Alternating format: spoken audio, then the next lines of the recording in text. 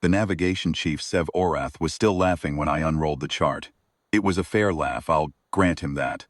The paper was cream-colored, faintly yellowed at the folds, covered in pencil lines and small notations in my own handwriting. It was also, by any Vethrani standard, a relic.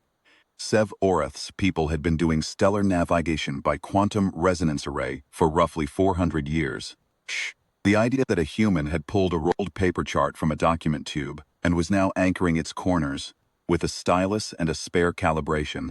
Wait, that was apparently the funniest thing the bridge crew had seen in some time. I didn't mind.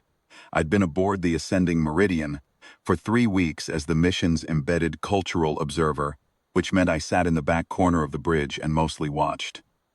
The Vethrani are avian in their build, hollow-boned, feathered across the shoulders and the crown, with eyes set wide for panoramic field of vision.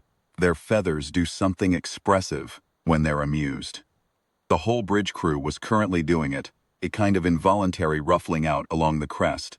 It looked like a room full of people suppressing smiles, which is exactly what it was. The quantum nav array had gone down 40 minutes earlier. A resonance cascade in the tertiary manifold, something to do with the local gravity gradient being steeper than the survey charts predicted. The ascending meridian was 6 days into a dense field survey run, positioned between two gravitationally active bodies, and now its primary navigation system was producing, in the words of the junior nav officer, output that is technically numbers, but not useful ones. I had offered to help. Sev Orath had accepted in the tone a person uses when they're too polite to say no, and then had watched me pull the tube out from under my console station. A paper document, he said, not unkindly. Worried the way you'd say if someone had shown up to a surgical procedure with a flint knife. Chart, I said. Stellar drift this sector. Hand plotted before departure. Updated daily. The ruffling on his crest was very pronounced. Updated with what instrument? I held up the compass. It was a good one. Weighted brass, jeweled bearing, sealed face. My grandmother had used it crossing the Mozambique Channel in a converted fishing trawler, and it had never given her wrong numbers. I'd recalibrated it for vacuum work. Sev Orath looked at the compass, looked at me, and then said something in Vethrani to the junior officers that I didn't catch, but that produced a fresh round of feather ruffling. He was gracious enough to switch back to the common tongue. Human, your device measures magnetic orientation. We are in open space. There is no magnetic body within useful range. It's not for orientation, I said. It's for consistent arc measurement, like a divider. I opened it to show him. I use it to step off distances on the chart. He absorbed this. He was a careful thinker, I'd learned. He didn't dismiss it out loud again. He simply said, "Our backup resonance array will be online within the day," and went back to his console. I smoothed my chart and got to work.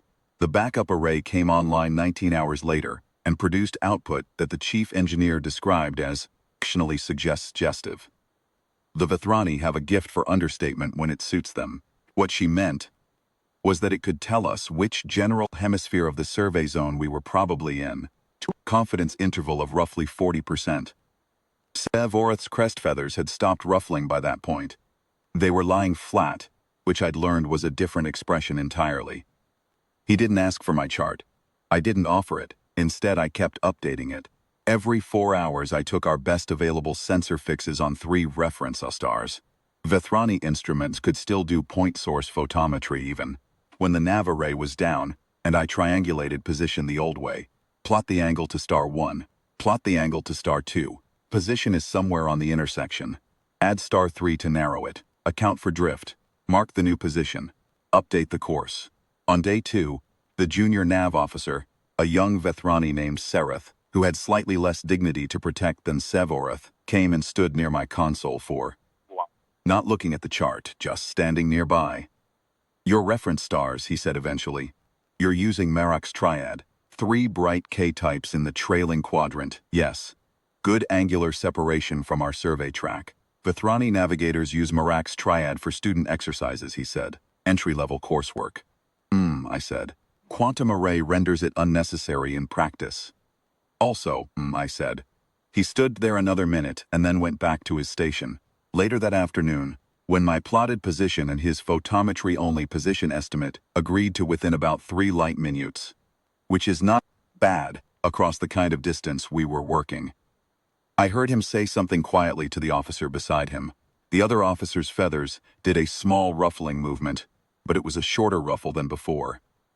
Day 4 was when things got interesting. The ascending meridian was supposed to be locating a specific, gravitationally masked waypoint, a survey marker left by an earlier mission, sitting in the shadow of the body system. The quantum array would normally have found it in hours. The backup array was giving us a search cone of about 12 degrees of arc. Sounds manageable until you realize we'd been crawling through it for 2 days and found nothing. Masked waypoints don't broadcast. You have to be nearly on top of them. I had been watching our course track on the chart, and I had a thought. The survey data that established the waypoint's position was 4 years old. Paired body system was not static. 2 gravitationally significant masses orbit each other, and that orbit introduces a slow drift in where the shadow falls. The Vethrani search cone was based on the original waypoint position. Nobody had corrected for 4 years of shadow migration. I did the math on the back of the chart. It wasn't complicated. Orbital period, current phase, shadow edge drift rate. A first-year navigation student could have done it. Maybe that was why nobody had. It felt too elementary to bother with when you had a quantum array that would just find the thing automatically. I marked the corrected position. It was about 4 degrees outside the edge of the current search cone. I thought about how to raise this. I considered several approaches and selected the one least likely to be interpreted as a human making a production of itself. I wrote the coordinates on a slip of paper. Actual paper, because I had a lot of it, and I walked to Sev Orath's console and set it down next to his elbow. Probable corrected waypoint position, I said. Shadow migration wasn't accounted for in the search parameters. This is my estimate for current location. He looked at the slip. He looked at me. His crest feathers did not ruffle. Derived this from the chart, and some arithmetic, yes. He was quiet for a moment. The resonance manifold failure disrupted our drift correction subroutine as well, he said. It wasn't quite an explanation, and it wasn't quite an excuse. It was a Vethrani navigator telling me, in the most measured possible way, that the error had a reason. Of course, I said, and went back to my corner. 37 minutes later, the ascending meridian dropped out of survey crawl bearing on a 0.4 degrees outside the previous search cone, and the passive sensor array picked up the waypoint transponder on the first pass. Sarath said something I didn't catch. Sev Orath said nothing. He looked at the screen for a while, then looked across the bridge at me. I was rolling the chart back up. The incident report I filed that evening ran to a single paragraph. I described the resonance array failure, noted that basic triangulation navigation had been employed as a backup measure, and recommended that servofacials in dense field gravity gradients might benefit from maintaining manual calculation competency among crew. I rated the overall event a minor operational inconvenience. I did not describe anyone's facial expressions or feather positions. Sev Orath read it. I know because he requested a copy through the official channels, which meant it went in his file. He did not a counter-report or an amendment. He did submit a formal recommendation to the Vethrani Survey Authority 3 weeks after we turned to port.